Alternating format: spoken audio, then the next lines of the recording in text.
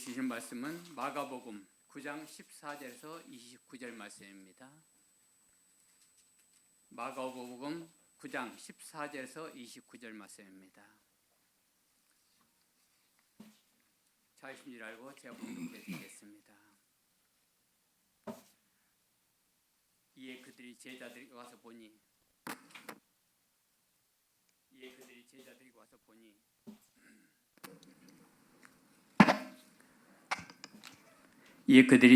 와서 보니 큰 무리가 그들을 둘러싸고 서기관들이 그들과 더불어 변론하고 있더라.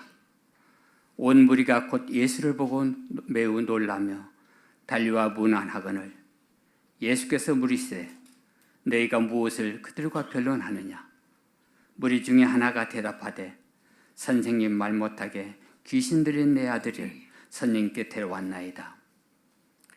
귀신이 어디서든지 그를 잡으며 거꾸러져 거품을 흘리며 이를 갈며 그리고 파리하는지라.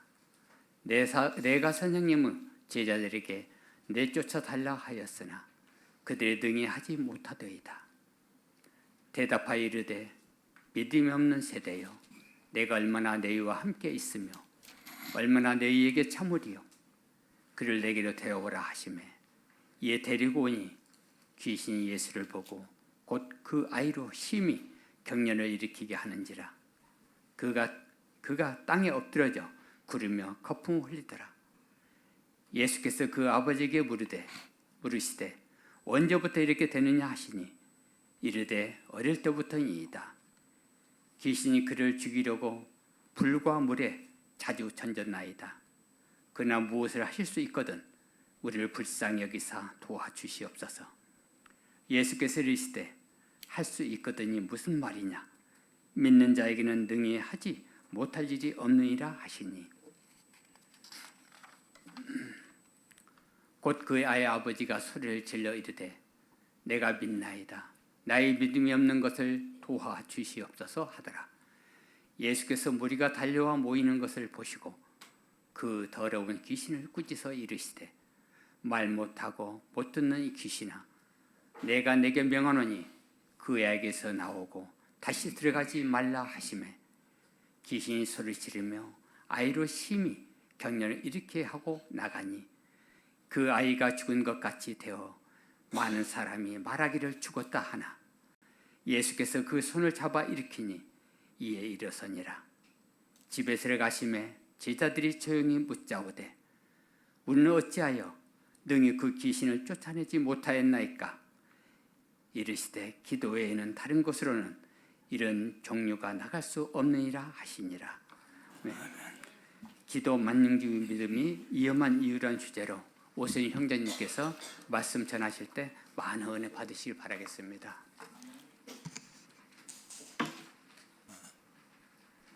날씨가 많이 추워서 오시는데 힘드셨죠? 다들 거의 멀리서 오시기 때문에 좀 불편하셨을 거라고 생각이 듭니다. 오시기 전에 하나님께 좀 기도 좀 하지 그랬어요. 하나님 오늘 추운데 좀 날씨를 봄 날씨로 좀 바꿔주세요. 그렇게 말이죠. 그런 기도 안 해보셨습니까? 어떤 교회를 가봤더니 예배당 그 입구에 기도 만능 이렇게 이제 큰 글자로 써붙인 걸 봤습니다. 이 기도 만능이 뭐겠어요? 기도만 하면 다 된다. 그러니까 실제로 이제 그렇게 믿는 분들은 추운 날씨 같으면 하나님 오늘 교회 가야 되는데 날씨 좀 어떻게 따뜻하게 해주세요 이렇게 기도 진짜 한다니까요. 기도하면은 다 된다고 믿는 그런 신자들이 있는데요. 한국교회 그 저변에 좀 깔려 있는 정서가 아닌가 싶어요. 요즘에 이제 MZ 세대라든지 좀 젊은 층은 그런 의식은 없는 것 같고요. 적어도 50대 이상이라 할까요? 과거부터 오랫동안 신앙생활을 하셨던 분들은 그런 믿음들이 있어요. 기도를 해야 된다. 기도를 많이 해야만이 된다, 이런 거. 하나님이 온갖 문제가 있어도 해결해 주신다고 하는 이런 믿음들이 있죠. 이 때문에 뭔가 일이 잘 안 되거나 문제가 자주 발생하면은 기도가 부족해서 그런가 해서 기도를 더 많이 하려고 합니다. 교회 부흥이 잘 안 되어도 교회가 기도가 많이 없어서, 성도들이 기도를 많이 하지 않아서 그렇다는 식으로 진단을 많이 내립니다. 항상 기도를 많이 강조했어요. 이 선배들, 목사님도 다 그렇게 얘기를 해요. 교회가 부흥이 안 되는 건 기도를 안 해서 그런 거다. 기도를 많이 안 해서 그렇다. 젊은 목회자들이 기도를 많이 안 하기 때문에 지금 교회들이 다 침체된다, 이런 얘기들을 참 많이 합니다. 그래서 이런 믿음이 있는 분들은 교회 기도 프로그램이 굉장히 많이 있습니다. 그런 걸 많이 가동시키죠. 1000번째 기도회를 비롯해서 무슨 다니엘 기도회, 특별 기도회, 금식 기도회 해가지고 기도를 정말 많이 강조해요. 어떤 목회자는 교회 부흥이 안 되면은 항상 금식 기도 들어갑니다. 문제가 생기면은 20일 금식은 보통이고 40일씩 금식하는 분들도 있어요. 그러니까 기도원에 가서 이렇게 금식하며 기도해야만이 하나님이 능력을 주셔서 그 능력 가지고 목회를 잘하고 그래서 교회가 부흥한다, 이렇게 믿는 거죠. 이런 영향을 받은 신자들은 가정에서 또 문제가 생기고 어떤 우환질고가 자꾸 오고 그러면은 특별 기도에 또 들어간다고요. 교회에서 가르치기도 하니까. 그러니까 항상 어떤 생각이냐면 기도를 많이 안 했기 때문에 문제가 생기는 걸로 그렇게 항상 믿고 있고 진단을 내리려고 해요. 그리고 우환질고가 자꾸 생기는 것은 귀신이 역사하기 때문이다 해가지고 기도하면서 예수의 이름으로 명하노니 귀신아 나가라, 사탄아 나가라, 그렇게 막 소리 하면서 기도를 또 하죠. 기도 만능의 능력을 강조할 때 사용하는 단골 말씀이 오늘 본문에 나옵니다. 자, 제자들에게 어떤 사람이 귀신 들린 아들을 데리고 와서 고쳐달라고 요청을 했어요. 하지만 제자들이 귀신을 쫓아내지 못했습니다. 이때는 마침 예수님이 그 자리에 계시지 아니했어요. 제자들이 귀신 들린 아들 문제로 인해서 쩔쩔 매고 있을 때에 예수님이 오셨어요. 그래서 예수님은 이 아들에게 있는 그 귀신 들린 그 아들에게 귀신을 명해서 쫓아내시죠. 이를 본 제자들이 조용히 예수님께 물었다고 나옵니다.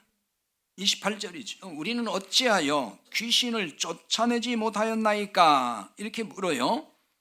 이때 예수님이 하신 유명한 말씀이 있죠.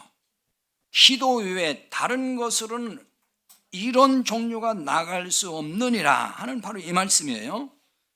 자, 이 말씀을 문자대로 보면 기도 외에는 이런 능력이 나올 수 없다는 것으로 읽히죠. 기도를 해야 이런 능력이 나온다, 그렇게 이제 읽힌다고요. 그러니까 이런 말씀에서 이렇게 읽기 때문에 기도 만능이라는 표어도 나온 것이 아닌가 싶어요. 그리고 기도를 많이 해야 한다는 논리의 근거를 바로 이런 데서 찾고 있다는 거죠. 기도 외에는 안 돼. 기도해야 돼. 기도의 능력이 있어야만이 다 해결되는 거야. 고침받는 거야. 이런 식의. 그러니까 기도를 많이 해야 된다 하는 논리를 거기서 찾으려고 하죠. 기도 외에는 귀신을 쫓아내고 병을 고치는 능력이 나올 수 없다고 믿는 거죠. 기도 외에는 다른 방법이 없다, 그렇게 이제 이해를 하는 거잖아요. 그래서 기도를 많이 하여 이런 능력을 받아야 된다고 하는 생각에 빠져 있는 거예요. 과연 이 말씀이 이런 뜻일까요? 아니라면은 무엇을 의미하는 말씀일까요? 이 말씀은 오늘 이제 마가복음 9장 1절부터 사실은 연결이 되는 거예요. 더 넓혀 보면 이제 8장부터 이거 다 연결되는 거거든요. 그래서 29절 한 절만으로는 정확하게 이해할 수가 없어요. 9장의 오늘 1절로 가서 한번 볼까요? 또 그들에게 이르시되 내가 진실로 너에게 이르노니 여기 서 있는 사람 중에는 죽기 전에 하나님의 나라가 권능으로 임하는 것을 볼 자들도 있느니라. 이 말씀인데요. 이 말씀은 해석이 좀 분분해요. 죽기 전에 하나님의 나라가 권능으로 임한다는 것에 대해서 그게 어떤 의미인지 해석들이 분분합니다. 다양한 해석이 있는데요. 시간상 오늘 이런 해석을 소개하진 않겠습니다. 근데 여기서 중요한 점, 포인트는 어떻게 해석하든지 하나님의 나라가 권능으로 임하는 거, 거기에 있어요. 하나님의 나라가 권능으로 임한다. 이게 여기서 중요한 부분이에요. 마가복음 9장은 하나님 나라가 권능으로 임한다라고 하는 그 연장선에서 계속 말씀이 이어지고 있다, 이렇게 봐야 되는 거예요. 따라서 9장을 하나님 나라가 임한다는 그 관점에서 살펴봐야 되는 거예요. 오늘 본문은 크게 두 가지 이야기로 구성되어 있습니다. 하나는 예수님이 베드로와 야고보 그리고 요한 사도를 데리시고 높은 산에 올라가셨다고 나와 있어요. 우리가 흔히 말하는 변화산이죠. 변화산. 거기에 변화가 일어났기 때문에 붙여진 이름이에요. 아무튼 높은 산에 올라가셨어요. 자, 이 이야기의 내용도 별도로 설명하지는 않겠습니다. 또 하나는 예수님이 산에 올라가신 사이에 이제 그 산 아래에서 제자들이 있었어요. 그러니까 베드로, 야고보, 요한과 예수님은 산에 올라가셨고 그 나머지 제자들은 그 산 밑에 있었다는 얘기예요. 자, 이 이야기를 중심으로 해서 하나님 나라가 임한다라는 그 의미를 살펴보려고 합니다. 하나님 나라가 이 땅에 어떻게 임하는지를 깨닫게 하는 말씀이 오늘 본문 말씀이에요. 예수님이 산에서 내려와 보신 광경이 있었죠. 그게 14절입니다. 이에 그들이 제자들에게 와서 보니 큰 무리가 그들을 둘러싸고 서기관들이 그들과 더불어 변론하고 있더라. 바로 이 말씀인데요. 자, 산에서 내려왔어요. 예수님과 베드로, 야고보, 요한이 같이 이제 산에서 내려왔는데 이 상황을 본 거예요. 그러니까 큰 무리가 산 아래 있던 그 제자들 이렇게 다 에워싸고 있었어요. 그리고 서기관들이 제자들과 변론하고 있다고 나와 있거든요. 변론했다는 얘기는 논쟁을 벌였다는 얘기예요. 이것을 보신 예수님이 너희가 지금 뭐 때문에 이렇게 논쟁하느냐 이렇게 물으셔요. 이때 어떤 사람이 나타나서 예수님께 설명하기 시작을 합니다. 그러니까 논란이 이 논쟁이 왜 촉발됐는지에 대해서 말하고 싶었던 것으로 보여요. 그러니까 논쟁의 그 이유를 설명하기 위해서 이 사람이 꺼낸 이야기가 자기 아들 이야기를 지금 꺼내는 거예요. 자기 아들이 말 못하게 하는 귀신 들렸다고 말을 하죠. 그래서 이 아들을 데리고 그 제자들이 모인 곳에 예수님이 계신 줄 알고 왔던 거예요. 아들 문제를 해결하려고. 그런데 예수님이 베드로, 야고보, 요한과 산에 올라가 있었잖아요. 그때 온 거예요. 그래서 다른 제자들에게 귀신 들린 아이를 얘기하면서 좀 고쳐달라고 요청을 한 겁니다. 하지만 아들에게 있는 귀신을 이 제자들이 내쫓지를 못했어요. 전에는 귀신을 내쫓은 적이 있거든요. 근데 못 내쫓았어요. 그래서 이 귀신 들린 아들, 그 아버지가 예수님께 하소연하는 거예요. 예수님은 이 아들을 그럼 내 앞으로 데리고 와라 이렇게 말씀하죠. 그리고 귀신을 쫓아내서 이 아들을 고치신다고요. 그럼 이 이야기에 담긴 진의가 뭘까요? 단순히 귀신 쫓아내는 비결이라도 가르쳐 주시기 위함일까요? 이렇게 하면 귀신을 쫓아낸다. 지금 그 얘기하는 걸까요? 이 이야기는 앞서 언급한 대로 하나님 나라를 설명하고 있어요. 하나님 나라가 이 땅에 어떻게 권능으로 임하는지를 보여주는 말씀이라 그 얘기예요. 먼저 알 점은 하나님 나라가 임하는 일을 방해하는 세력이 있다는 것입니다. 그것이 바로 귀신. 근데 여기 귀신은 복음서에 이제 귀신이라는 단어 용어가 자주 나오거든요. 근데 크게 보면 두 가지 용어를 쓰고 있어요. 하나는 뭐냐면 다이모니온 그래가지고 귀신으로 다 번역을 해놨고, 그런데 여기 오늘 본문에서 귀신은 다이모니온이 아니고 푸뉴마라는 용어를 쓰고 있어요. 푸뉴마는 성령으로도 번역을 해요. 우리 인간의 영을 말할 때도 푸뉴마를 그대로 써요. 그게 다양하게 번역이 되는 거거든요. 그러니까 여기서 이런 뜻인 거예요. 사탄의 영을 말하는 거예요. 그걸 귀신이라고 좀 하는 겁니다. 우리가 세상에서 흔히 말하는 귀신의 개념이 아니에요. 죽은 영혼이 뭐 떠돌아다니면서 귀신 된다 뭐 이런 얘기도 하잖아요. 뭐 어떤 교회에서는 또 그렇게 주장도 하더만요. 보니까 성경에 말하는 귀신은 그게 아니에요. 사단의 영들을 말하는 거예요. 그럼 귀신이 어떻게 하나님 나라가 임하는 걸 방해할까요? 사단은 항상 하나님 나라가 임하는 걸 회방 놓는 거고 방해 부리는 존재거든요. 17절 중에 보면은 어떻게 방해했냐면 말 못하게 귀신 들린 내 아들이라고 얘기를 하죠. 그 아버지가 말 못하게, 이 말은 벙어리라는 말이에요. 말을 못하니까 우리 벙어리라고 그러잖아요. 그 왜 벙어리가 될까요? 일반적으로 우리가 생각할 때 벙어리는 왜 벙어리가 되는 거예요? 듣지 못하면 벙어리 되잖아요. 소리를 못 들어요. 그럼 말 못한다고요. 소리를 들어야 말을 할 수 있어요. 그러니까 이 말을 뭘 지금 여기에 담아놓고 있냐면은 사단의 영은 소리를 듣지 못하게 하는 일을 한다는 거예요. 이게 사단의 하는 일이에요. 그럼 무슨 소리를 듣지 못하게 할까요? 복음의 소리. 복음을 듣지 못하게 회방 놓는 존재. 들리지 못하게 자꾸 만드는 거예요. 그게 사단이 하는 일이에요. 왜냐하면 복음이 들어와야, 복음이 귀에 들려야 믿는 것이고, 복음이 들어와야만이 하나님 나라가 임하잖아요. 하나님 나라가 어디에 임할까요? 우리는 하나님 나라 그러면 나 죽어서 가는 천당 자꾸 이렇게 생각하는데, 그 이제 나중에 갈 것이고, 하나님 나라는 현재 지금 임하는 거예요. 지금 임하는 거라고요.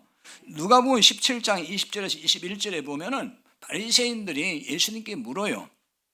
하나님의 나라가 어느 때 임합니까? 이렇게 묻거든요. 그때 예수님이 뭐라고 하시냐면은 하나님의 나라는 볼 수 있게 임하는 게 아니고 또 여기 있다 저기 있다고도 못한다. 하나님의 나라는 너희 안에 있느니라 그래요. 하나님 나라는 우리 안에 임한다는 얘기예요. 이 땅에 임하는 하나님의 나라는 우리 안에 임하는 거예요. 우리가 그러니까 구원받은 사람이라면 하나님 나라가 되는 거예요. 우리를 교회라고 하잖아요. 그건 하나님 나라 똑같은 얘기예요. 그러니까 하나님 나라가 임하려면은 하나님 나라 복음이 우리 안에 들어와야 되는 거죠. 하나님 나라 복음을 듣고 믿을 때 하나님의 나라가 임하게 된다는 얘기예요. 자, 쉽게 말하면 뭐죠? 구원받은 우리가 하나님 나라가 되는 거예요. 그런데 사단의 영이 복음을 듣지 못하게 자꾸 회방을 놔요. 온갖 방법을 동원해서 그 복음을 듣지 못하게 만든다고요. 그래서 복음을 듣지 못한 사람은 영적인 벙어리가 되고 말아요. 그래서 뭘 못하죠? 복음을 말하지 못해요. 다른 소리는 잘하는데 복음을 말하지 못한다는 거예요. 귀신 들린 아들의 아버지는 아들의 상태를 이렇게 말을 했습니다. 18절이죠. 귀신이 어디서든지 그를 잡으면 거꾸러져 거품을 흘리며 이를 갈며 그리고 파리해지는지라. 여기 지금 귀신 들린 이 아들은 복음을 듣지 못한 자들의 상태, 그것을 대표적으로 보여주는 거예요. 단지 한 사람 아들이 뭐 귀신 들렸다는 얘기가 아니고 하나의 대표성을 지금 보여주는 겁니다. 사단의 영, 즉 귀신이 복음을 듣지 못한 자들에게 어떤 일을 하는지를 보여주는 거예요. 거기에 보면 이제 네 가지가 나오거든요. 하나는 거꾸로져 그랬어요. 거꾸러뜨린다는 거예요. 우리말 번역으로 보면은 이렇게 넘어뜨린다라고 읽히게 되는데 이 뜻이, 원문의 뜻은 그 뜻이 아니에요. 박살낸다, 그 뜻이에요. 파괴한다는 뜻입니다. 그래서 이 단어는 폭력적인 뜻을 품고 있는 거예요. 다 파괴하는 거니까요. 다 때려 부수는 거예요. 사람을 정신적으로 이런 상태로 만들어가는 겁니다. 그러니까 복음의 진리가 없으면요, 파괴적이고 폭력적인 사람으로 살게 돼 있어요. 겉으로 멀쩡하고 온순하게 보이니까 폭력적이 아닌 것 같죠? 천만에요. 폭력성이 다 있습니다. 어떤 사람 되게 순하게 보이고 말도 조곤조곤 큰 소리도 안 해요. 그런데 말로 다 사람 죽이는 사람이 있어요. 그게 폭력이에요. 그런 사람이 더 무서워요. 소리 지르면 방방 뜨는 사람 그거 안 무서워요. 그런 사람들은 조용히 말하는데 들어보면 정말 독서를 품어야죠. 독서를 내면다. 그게 폭력적이에요. 그런 게 바로 행동으로 폭력도 있고요. 하여튼 사람이 폭력적이에요. 사람들 보시라고요. 얼마나 폭력적인가. 복음이 없으면 그럴 수밖에 없어요. 그 다음에 거품을 흘린다 그랬어요. 이거 입가에 거품을 문다는 얘기거든요. 입에서 거품이 나오는 건데 이건 영적으로 뭘 보여주냐면 진리가 없다는 것을 상징하는 거예요. 진리가 아닌 것은 다 거품과 같아요. 진리는 변함이 없어요. 거품은 있다 금방 사라지는 것들이에요. 복음의 진리가 없으면요, 그 인생이 어떤 인생을 살고 있는 거냐면은 거품 같은 인생을 사는 거예요. 근데 그걸 몰라요, 사람들은. 이를 갈며 그랬죠. 이를 간다. 이 간다는 얘기는 울부짖는다는 뜻이에요. 운다는 얘기입니다. 그러니까 이게 현재형인데 계속 울부짖는 거예요. 왜냐하면은 그 화가 막 있는 거예요. 분노하는 마음, 막 증오심. 어떻게 해결은 안 되고, 그러니까 막 울부짖는 거죠. 이게 뭐냐면 분노가 조절이 안 되는 상태. 그걸 말하는 것입니다. 요즘 사람들 보면 분노 조절 장애 정말 많습니다. 그래서 그냥 큰 사고를 한 번씩 잘 칩니다. 자존감이 낮고 피해 의식이 많아서 쉽게 분노하고 분노를 사귀지 못하는 사람들 많아요. 진리의 복음이 없으면 그런 현상이 자꾸 나올 수밖에 없습니다. 파리해진다 그랬습니다. 시든다는 뜻이에요. 말라버리는 거, 황폐하는 거, 이런 얘기거든요. 이것도 현재형이 계속 그런다는 거. 그러니까 계속 정신적으로 피폐해져 가는 걸 말하는 것입니다. 이런 사람은요, 정상적 사고 체계가 무너져서 파행적이고 극단적 행동을 잘합니다. 극단주의로 나가는 거 위험한 거예요. 좋지 않습니다. 이 상태를, 자, 오늘 그 본문과 같은 이야기가 마태복음에도 나오거든요. 그걸 이제 병행구절이라 그러는데, 거기 마태복음 17장 15절에는 지금 마가복음에서 나온 이 귀신 들린 상태에 대해서 마태는 간질이라고 그렇게 표현했어요. 간질로 심히 고생하며 이렇게 나옵니다. 이건 마가복음과 사실 같은 상황의 의미로 보시면 되는 겁니다. 그러니까 지금까지 살펴본 이런 상황은 하나님 나라와는 정반대 상태인 거죠. 이건 하나님 나라가 아니잖아요. 귀신 들린 아들을 예수님 앞으로 데리고 왔습니다. 이때 악한 영이 예수님을 보자마자 그 아이로 심히 경련을 일으켰다고 나와요. 또한 땅에 엎드러져 뒹굴고 거품을 흘렸습니다. 이를 본 예수님이 아버지에게 물었어요. 그 아버지에게 언제부터 이렇게 되었느냐? 그러니까 어릴 때부터 그랬습니다. 이렇게 얘기하죠. 그리고 귀신이 아들을 죽이려고 불과 물에 자주 던졌다고 나옵니다. 그 다음에 이렇게 말합니다. 이게 중요한 말씀이에요. 오늘 이런 부분을 잘 이해를 해야 돼요. 22절인데 무엇을 하실 수 있거든 우리를 불쌍히 여기사 도와주옵소서. 바로 이 부분입니다. 무엇을 할 수 있거든이란 이게 어떤 의미일까요? 그냥 문자대로 보면 이런 거죠. 만약에 당신이 하실 수 있는 능력이나 역량이 있다라면 이런 뜻이에요. 당신의 제자들은 고치지 못했는데 당신이 그럼 고칠 수 있다면 고쳐주십시오라는 얘기가 되는 거예요. 예수님 제자들이 못 고쳤잖아요. 그러니까 당신이 한번 고쳐주십시오. 당신이 할 수만 있다면 한번 해보십시오라는 얘기거든요. 근데 이때 예수님이 하신 아주 유명한 말씀이 있어요. 할 수 있거든이 무슨 말이냐? 믿는 자에게는 능치 못할 일이 없느니라. 여러분 이 정도는 다 외우죠. 워낙에 유명한 말씀이에요. 한국 교회가 정말 사랑하는 말씀이에요. 많이 써먹죠. 정말 좋아하는 말씀 중 하나예요. 믿는 자에게는 능치 못할 일이 없다. 얼마나 좋은 얘기입니까? 그러니까 믿음만 있으면 못할 일이 없다는 뜻으로 이해하고 있죠. 그런 얘기 아닌가요? 믿음만 있으면 다 돼. 그러니까 믿음만 있으면 불치병도 고치고 믿음만 있으면 각종 기적이 나타나고 뭐 안 될 게 없다. 능치 못할 일이 없으니까요. 그렇게 우리 알고 있잖아요. 그러면 이 말씀이 이런 의미일까요? 그런 뜻이 아니라면 이 말씀은 어떤 의미일까요? 믿는 자에게는 능히 하지 못할 일이 없느니라 그랬는데 이걸 직역하면 이런 말이에요. 믿는 그는 모든 것이 가능하다. 자, 여기서 잘 이해를 해야 됩니다. 이 말씀은 지금 할 수 있거든 내 아들을 고쳐달라는 말 뒤에 나온 거거든요. 귀신 들린 아이의 아버지가 예수님에게 할 수 있으면 고쳐달라고 하는 그 말 뒤에 나왔어요. 그러면 이렇게 요청을 하면은 답을 어떻게 해야 되는 게 맞죠? 둘 중에 하나야 되겠죠. 할 수 있다든지 할 수 없다든지. 둘 중에 하나로 답을 해야 맞잖아요.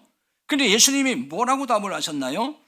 할 수 있거든이 무슨 말이냐? 믿는 자에게는 능히 못할 일이 없다. 능치 못할 일이 없다. 이렇게 말씀했다고요. 여기서 우리가 정말 잘 봐야 될 부분이 여기에 있어요. 여기서 믿는 자가 그럼 누구를 의미하느냐는 거예요. 믿는 자. 이 부분에 대한 오해 때문에 이 말씀들을 잘못 알고 있는 거예요. 잘못 깨달은 거죠. 여기 믿는 자는 귀신 들린 아이의 아버지일까요? 아니면 또 어떤 사람들을 말할까요?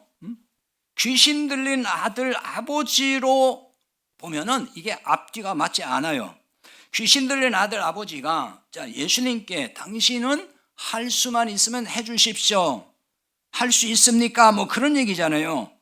이에 예수님이 나는 지금 무엇이든지 할 수 있다라고 지금 말씀하는 거예요. 이게 나는 뭐든지 할 수 있다.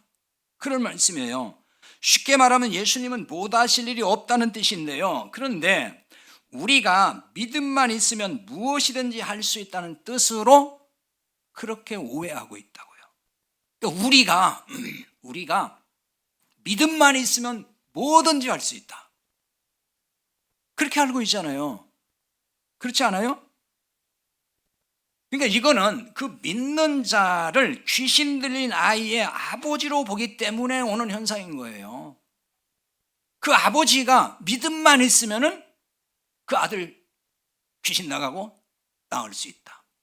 이렇게 보기 때문에 오는 현상인 거죠.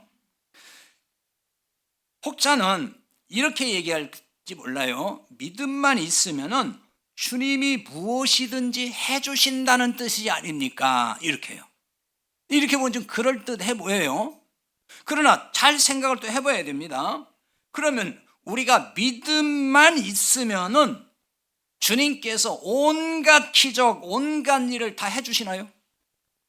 해주세요, 안 해주세요? 안 해주는 건 믿음이 없으니까 그렇죠. 보통 이렇게 얘기하잖아요. 믿음이 적으니까 그렇지, 이런 식으로. 근데 믿음이 아무리 커도 모든 걸 다 해주지 않아요. 모든 기적 나타나지 않아요.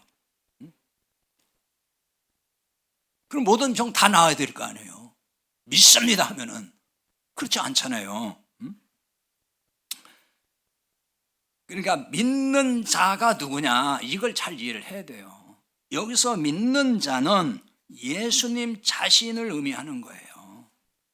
왜냐하면 이 믿음이라고 했기 때문에 그런데 믿음을 예수님으로 의인화시키기도 한다고요. 의인화가 뭔지 아시죠? 네, 사람으로 이렇게 바꿔놓는 거예요. 믿음을 사람처럼 보는 거예요, 지금. 갈라디아 3장 23절에 대표적으로 거기 나와 있거든요. 믿음이 오기 전에는 우리는 율법 아래 매인받이고 계시될 믿음의 때까지 갇혔느니라. 믿음이 오기 전에는 율법 아래 매인받았어요. 그럼 그 믿음이 뭐겠어요? 그렇죠. 예수님 오기 전에 그 얘기를 믿음이 오기 전에 이렇게 얘기를 해요. 그래서 그냥 믿음이 아니에요. 우리 지금 번역 성경은 믿음이라고 했지만은 원문 성경에는 이 믿음 앞에 정관사 헬라어의 호가 있거든요. 영어로 말하면 더. 그게 앞에 있다고요. 그러니까 우리말 성경은 전부 그 관사를 전부 빼놨어요, 많이. 그 믿음이에요, 그 믿음. 그냥 무조건 우리가 믿는 믿음이 아니고 그 믿음. 그러니까 그 믿음이 오기 전에, 그러니까 그 믿음은 구원에 이르는 믿음을 주는 예수 그리스도를 의미하는 거예요. 이 아이의 아버지는 예수님의 이런 말씀을 듣고 이렇게 말을 하죠. 24절입니다. 내가 믿나이다. 나의 믿음 없는 것을 도와주십시오. 말이 좀 이상하죠? 아니, 믿는다고 하면서 믿음 없는 걸 도와달라고 해요? 믿는다면서. 저는 못 믿겠습니다. 그러니 믿음 없는 나를 도와주십시오. 그래야 되잖아요. 그게 이치에 맞잖아요, 말이. 그러니까 이런 거예요. 예수님의 말씀을 들으면서 참 믿음이 없었다는 걸 깨달은 것으로 보여요. 다시 말하면은 믿음이신 예수님의 그 믿음이 없었다는 말이에요. 쉽게 말하면 내 믿음이 아니라, 나는 믿는다고 하지만 내가 믿는 그 믿음이 아니라 예수님의 믿음이 필요하다, 그 뜻인 거예요. 이게 좀 어렵죠, 지금. 어려운 얘기로 들릴 것 같아요. 바꿔 말하면은 예수 그리스도에게 있는 믿음인 거예요.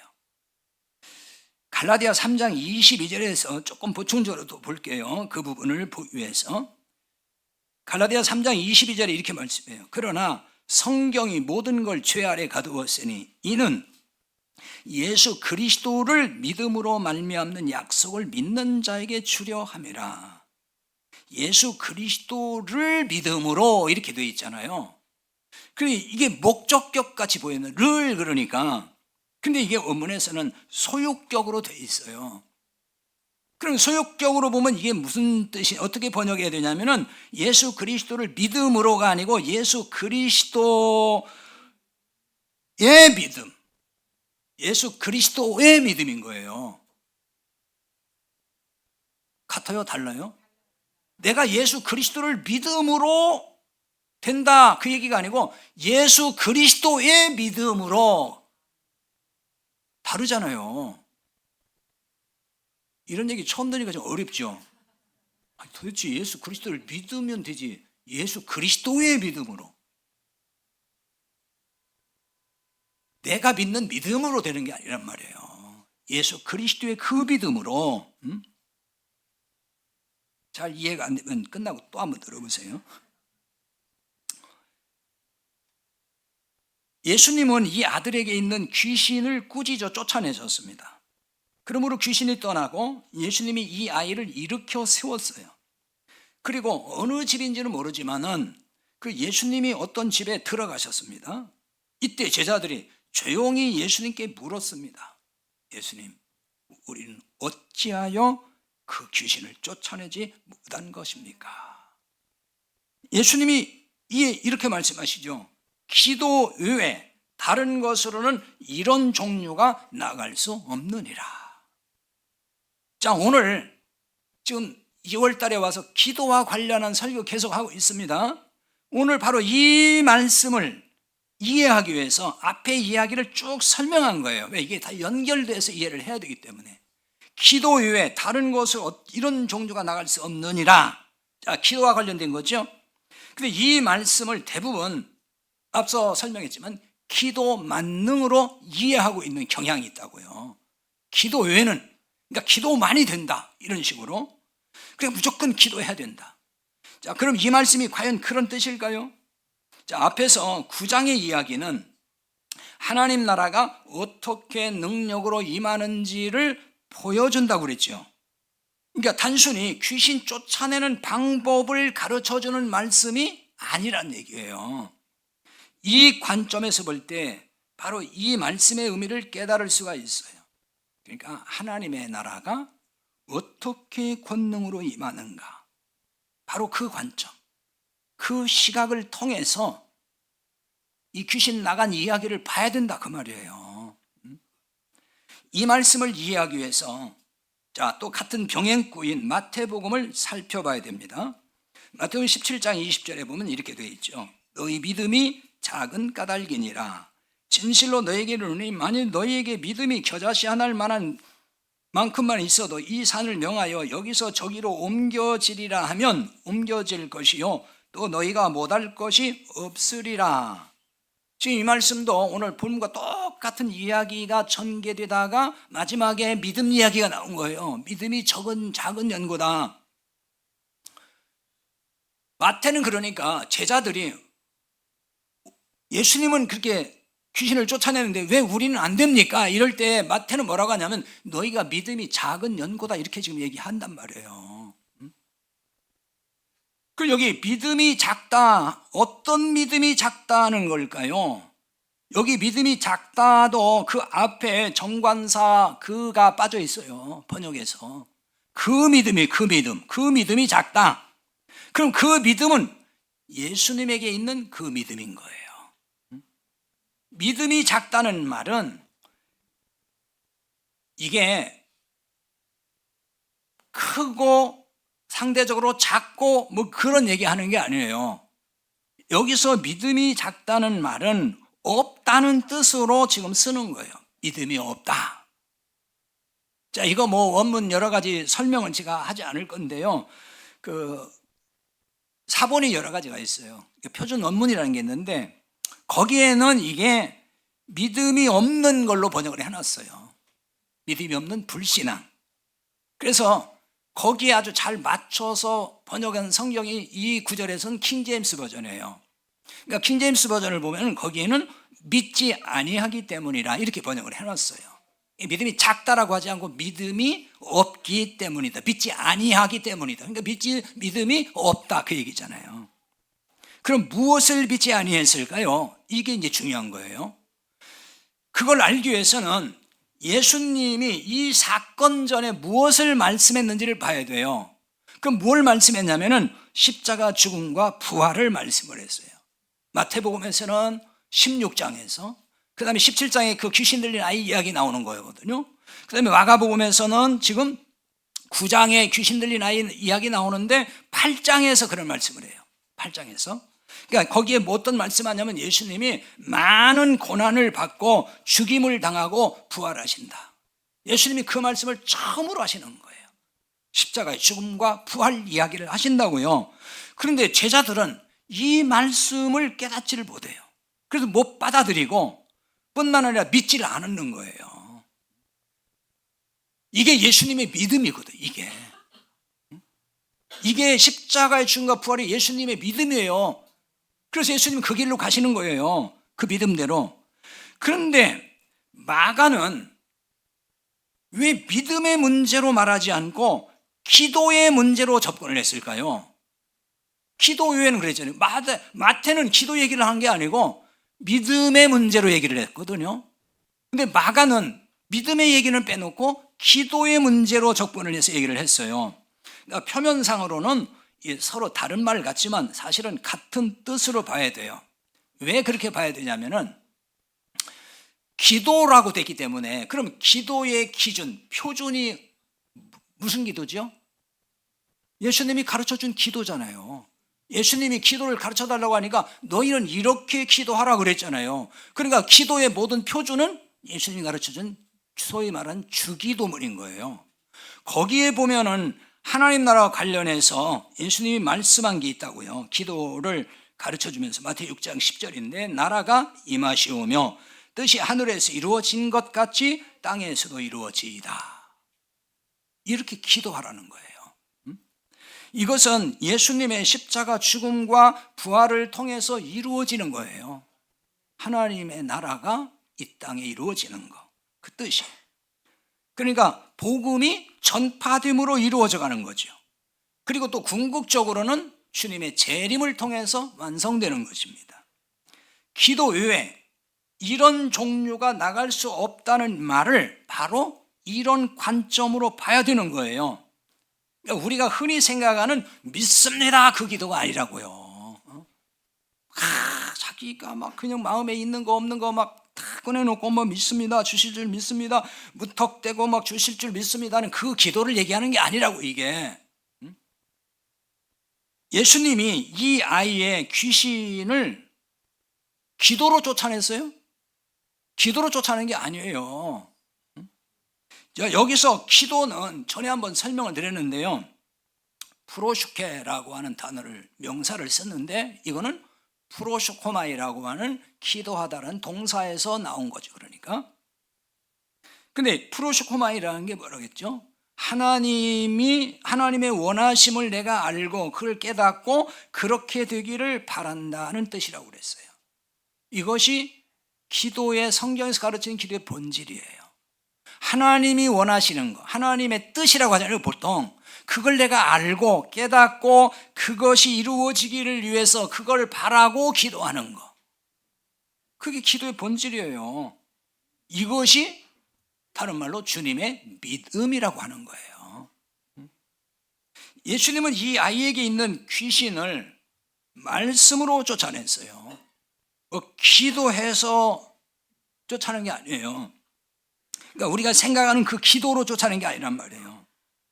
25절에 그랬잖아요. 그 더러운 귀신을 꾸짖어 이르시되 말 못하고 못 듣는 귀신아 내가 네게 명하노니 그 아이에게서 나오고 다시 들어가지 말라. 이렇게 돼 있어요. 그럼 이게 뭐예요? 어떤 걸 지금 입증해 주는 거죠? 메시아로 오신 예수님을 입증해 주는 거예요. 예수님이 구약에 예언된 바로 그 메시아다, 그거 보여주는 거예요. 이사야서 61장 1절에 이사야가 메시아가 오면 어떤 일이 일어날지를 보여줬거든요. 이미 다 예언했다고요. 누가복음 4장 18절에 보면은 예수님이 그 이사야 61장 1절 직접 인용을 해서 말씀한다고요. 내가 메시아다는 걸 말씀하기 위해서 그 이사야 61장 1절을 인용을 해요. 누가 4장 18절에 이렇게 되어 있거든요. 주의 성령이 내가 임하셨으니 이는 가난한 자에게 복음을 전하게 하시려고 내게 기름을 부으시고 나를 보내사 포로된 자에게 자유를, 눈먼 자에게 다시 보게 함을 전파하며 눌린 자를 자유롭게 하고, 이 말씀이에요. 그러니까 본문에 귀신 들린 아이는 귀신에게 눌려있고 포로되어 있는 상태를 말하는 거예요. 예수님이 말씀함으로 이 아이를 지금 어떻게 해요? 귀신에게서 해방시키고 자유롭게 해주잖아요. 그러니까 이 예수님이 그걸 하시는 것은 뭘 계시하는 거예요? 바로 그분이 메시아다, 구약의 이사야를 통해 예언된 메시아가 바로 예수다 하는 거를 예수님이 그걸 통해 계시해 준 거라고요. 그 사건이에요. 그러니까 이게 바로 뭐냐면은 귀신이 떠나가고 거기에 그 자유함이 되는 것, 자유함이 일어나고 온전케 되는 거, 이게 바로 뭐냐? 하나님 나라가 임한다는 증거라는 거예요. 하나님 나라가 임했다는 거예요. 하나님 나라는 이렇게 이 땅에 임한다는 얘기를 보여주는 거예요. 그래서 마태복음 12장 그 28절에 보면은 이걸 보면 더 이제 이해가 또 빠를 텐데요. 마태 12장 28절이에요. 그러나 내가 하나님의 성령을 힘입어 귀신을 쫓아내는 것이면 하나님의 나라가 이미 너희에게 임하였느니라. 이렇게 말씀해요. 귀신을 쫓아내면 하나님 나라가 임했다 그러잖아요. 근데 여기서 잘 또 생각할 게 있어요. 하나님의 성령을 힘입어라는 이 말이에요. 이 용어를 잘 또 이해를 해야 돼요. 왜냐하면 힘입어라고 번역을 했기 때문에 마치 이런 것처럼 오해를 하는 거예요. 왜 가끔 대표 기도할 때 보면 뭐 강단에 사실 노리 목사님에게 성령의 두루마리를 입혀주시고 뭐 능력의 뭐 두루마리 입혀달라 그러잖아요. 그래 힘입어 그러니까 그 성령을 힘입어 그러니까 그 성령의 능력을 옷 입듯이 뭔가 이렇게 입혀진 것처럼 이걸 이해할 수 있는, 이렇게 오해하는데 그런 얘기가 아니에요 이게. 왜냐하면 여기 힘입어라고 하는 말은 헬라어의 n이라는 전치사를 쓰고 있어요. 영어로 말하면 in이에요. 그러니까 이건 뭐냐, 안에서 그 말이에요. 안에서, 어떤 거 안에서. 그러니까 하나님의 성령을 힘입어 이 말은 하나님의 성령 안에서 이 말인 거예요. 근데 이걸 자꾸 힘입어 그러니까 무슨 능력을 막 힘입어 이렇게 얘기하는데 그 얘기 아니라고요. 그러니까 자꾸 뭐라 하죠? 성령의 능력을 힘입어야 능력 있는 종이 되고 뭐 이렇게 얘기하잖아요. 그 얘기가 아니고 성령 안에서, 자 바꿔 말하면 성령은 진리의 영이잖아요. 그러니까 진리 안에서 똑같은 얘기가 되는 거예요. 예수님 안에서, 복음 안에서. 그러니까 이게 뭐냐, 복음의 진리로가 되는 거죠. 그러니까 복음으로 귀신을 쫓아낸다 그 뜻이 되는 거예요. 그러므로 하나님 나라가 이미 임하는 것이다. 본문 29절에 기도 외에는 이런 말을 이런 관점으로 풀어야 되는 거죠. 기도 외에는 이 말. 기도의 본질이 하나님의 원하심을 알고 그렇게 되기를 바라는 것이라고 했잖아요. 그럼 하나님의 원하심이 뭐예요? 복음을 전해서 귀신에게 눌린 자를 해방하는 거잖아요. 그 메시아가 그걸 하잖아요. 예수님이 오셔서. 왜? 그게 하나님 원하심이니까. 바로 이거예요.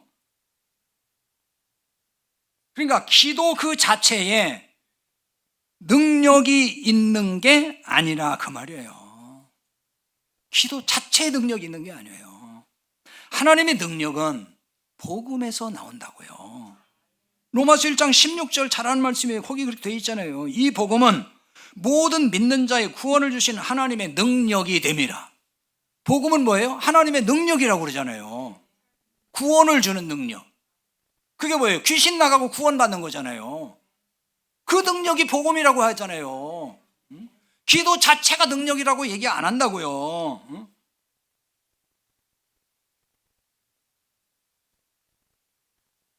또 이런 얘기를 하면은 그럼 뭐 기도하지 말라는 거예요?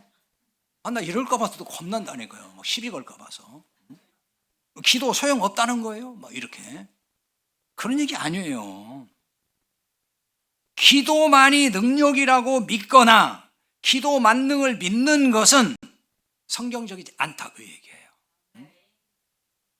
기도는 중요해요. 그러니까 자꾸 이 기도 중요하다는 얘기를 해야 좀 기도에 대해서 기도 중요해 이러는데 그런 얘기를 잘 안 하니까 그 기도를 자꾸 안 하는지 모르지만은 기도는 정말 중요한 거예요. 어떤 데를 중요하죠? 하나님 나라가 임하기를 위해 기도해야 되기 때문에 그걸 놓고 기도하라고 그랬잖아요, 예수님께서. 그래서 그 기도는 정말 중요하다고요. 그러나 기도 만능이라는 믿음은 매우 위험하다고요. 이렇게 믿는 자들은요, 말은 뭐 하나님 뜻대로 하나님 원하는 대로 뭐 구한다고 하는데 기도를 들어보면 전부 자기 원하는 거라고. 뭔 하나님 뜻이냐고요. 자기 뜻대로 다 구하지. 아니 사실은 하나님의 뜻이 뭔지도 몰라요. 그러니까 그렇게 하는 거예요. 하나님 뜻이 뭐냐고 하면 물은 모른다니까요. 그러면서 하나님 뜻대로 구한다고 말을 해요. 무엇보다 위험한 점은요, 복음의 능력이 아닌 기도 자체의 능력을 의지한다는 거예요. 그게 위험한 거예요. 기도 자체의 능력을 의지하려고 하는 거. 또 기도 행위 자체의 능력이 있다고 믿는 거. 그러니까 기도를 많이 해야 된다고 생각해요. 왜? 그것이 능력인 줄 알아요. 그런 얘기 아니잖아요.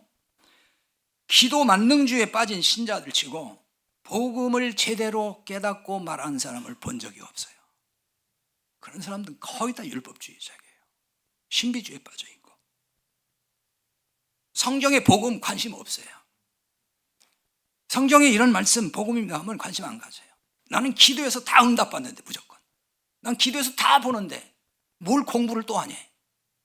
그거 맞는 거예요? 아니 모든 답은 성경에 있는 거예요. 그런 얘기하면 안 돼요. 그러니까 이런 사람들은 기도해서 능력받아야 한다면서 막 기도만 냅대 한다고요. 그 기도만 강조를 그렇게 해요. 말씀드렸잖아요. 기도 중요하지 않다는 얘기하는 게 아니에요. 지금 기도만 자꾸 강조해. 성경 공부합시다. 난 기도해야 돼 이래. 그게 위험하다고요. 그게 이렇게 되면요 신비주의에 빠지거나 기독교 무당으로 전락할 위험이 농후해요. 한국교회 기독교 무당 많아요. 그래서 복음을 모르니까 무당짓 한다는 게 전부 다. 기도해서 뭐 능력 받았다는 목사나 신자 중에 주로 이런 현상이 나타난다고요. 여러분 능력 받았다는 말에 속으면 안 돼요. 능력은 사람에게 없어요. 주님만이 능력자예요. 하나님은 어떤 특정한 사람을 통해 하나님의 능력이 나가게 하는 거지 그 사람이 능력자가 돼서 그가 무슨 능력을 행하는 거 아니라고요. 근데 여기에 다 미혹받아가지고 어느 목사님 막 능력자라고 이러면서 쫓아다니고 거기 가서 안수기도 받으려고 하고 이 짓들을 한다고요. 사람은 능력자 아니에요. 그렇게 믿으면 안 되는 거예요. 능력은 오직 하나님께만 있고 하나님은 사람을 통해 그냥 일하시는 거예요. 예수님은 기도로 귀신을 쫓아낸 게 아니고 말씀으로 쫓아내셨어요. 우리가 복음의 말씀을 전할 때 악한 영, 즉 귀신이 쫓겨가는 거예요. 이게 복음의 능력이에요. 그러므로 하나님 나라가 임하는 걸 볼 수가 있는 거예요. 복음이 들어가면은 귀신은 발붙이지 못해요. 그러니까 뭐 귀신이 들어왔냐 뭐 안 들어왔냐 이거 걱정할 거 없어요. 복음이 들어와 있다면 복음이 안 들어오니까 귀신이 들락날락하는 거지. 생각해 봐요. 누구 나라예요? 하나님 나라잖아요. 하나님 나라를 귀신이 찬탈할 수 있어요? 그럼 하나님 무능력자지요. 아니 하나님의 소유고 하나님의 나라인데 어떻게 귀신이 사탄이 그걸 삼킬 수 있냐고요. 그럼 하나님 무능한 분이지. 이걸 잘 알아야 돼요. 그 복음을 모르면 다 그런 식으로 얘기해가지고 막 귀신이 들어갔다 나왔다 한다고 그래 자꾸. 그거는 복음이 없어요. 생명이 없단 말이에요. 하나님 땅이 아닌 거야. 아직 하나님 나라가 아닌 거예요. 그러니까 들락날락 하는 거지 귀신이 마음대로. 이제 우리가 복음을 전해서 하나님 나라가 임하는 놀라운 일을 우리 삶 속에서 경험하며 살 수 있기를 바랍니다. 오늘 말씀을 붙들고 함께 기도하겠습니다. 기도하는 건 굉장히 중요합니다. 기도가 뭐 소용없다 그런 얘기 아닙니다. 기도는 굉장히 중요합니다. 그러나